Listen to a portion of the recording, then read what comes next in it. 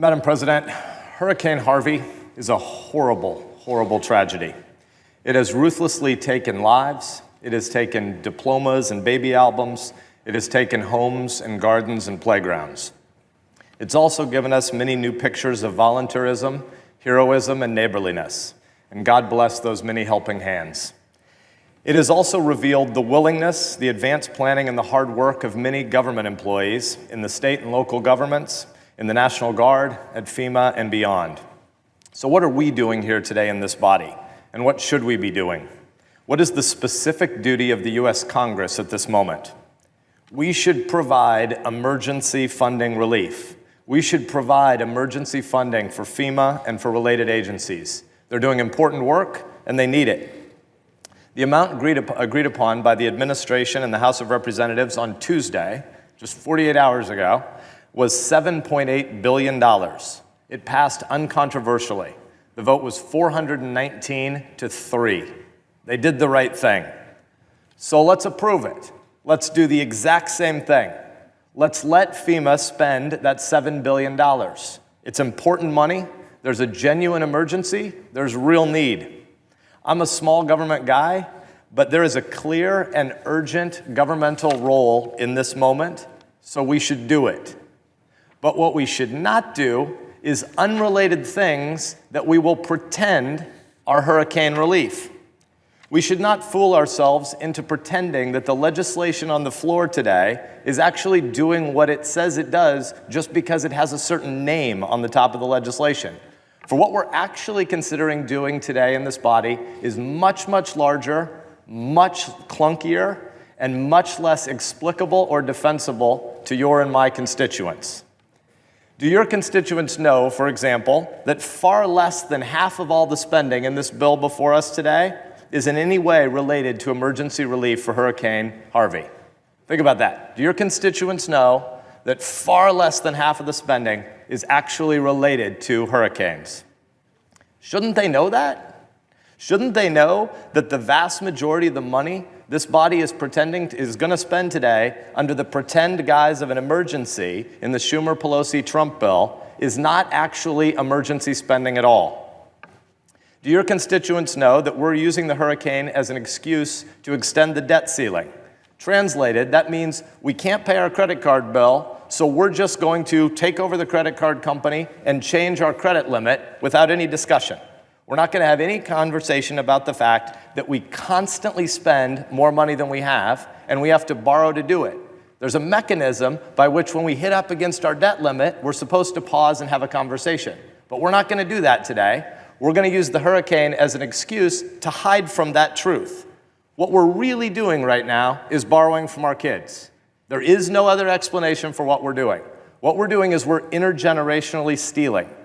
We're passing on debt to the next generation for current spending.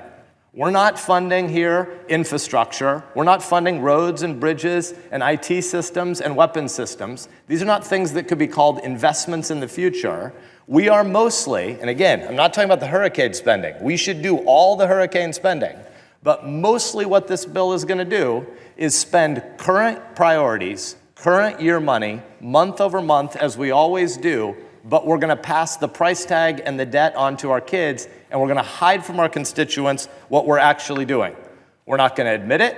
We're not going to have a conversation about it. We're not going to have honest accounting about how much money we're going to spend. What we're going to do is we're going to increase the odds that we have a debt crisis soon, and at the moment that comes, we're going to have another emergency that we'll be able to use as an excuse to do things that we then also won't want accountability for.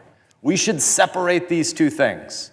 We should do all of the hurricane spending, and we should not do things that are not hurricane spending, but are rather excuses to kick the can down the road on the nature of the obligations that we're constantly incurring beyond our ability to pay.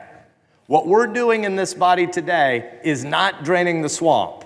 What we're doing is running a whole bunch of hoses to the edge of the swamp, turning them on to the highest possible volume flow, and then turning our backs on the swamp and shouting, "There's nothing to see here." That's what we're doing. We're doing the opposite of draining the swamp today. Finally, do your constituents know that what we're doing today actually increases the likelihood of both a government shutdown and a government default in December? The odds of a government shutdown are up. The odds of a government default are up in December. Do your constituents know that Chuck Schumer, whose title is minority leader, not majority leader, just made himself the most powerful man in America for the month of December? Chuck Schumer has made himself the key man in all negotiations in December because of the legislation we're going to pass today. Do your voters know that real and fundamental tax reform is going to get less likely because of today? What's going to happen today is that the calendar for the next 90 days will be laser beam focused on that December shutdown and showdown, and Chuck Schumer and Nancy Pelosi now have most of the cards for when we get to December. This is an embarrassing moment for a Republican-controlled Congress and a Republican administration. Here's the good news. We still have an off-ramp before us. We can do better, and we have a legislative pathway to do better. I have a motion at the table that is simple. It funds all of the emergency relief that the administration has requested for Hurricane Harvey. Hear that clearly.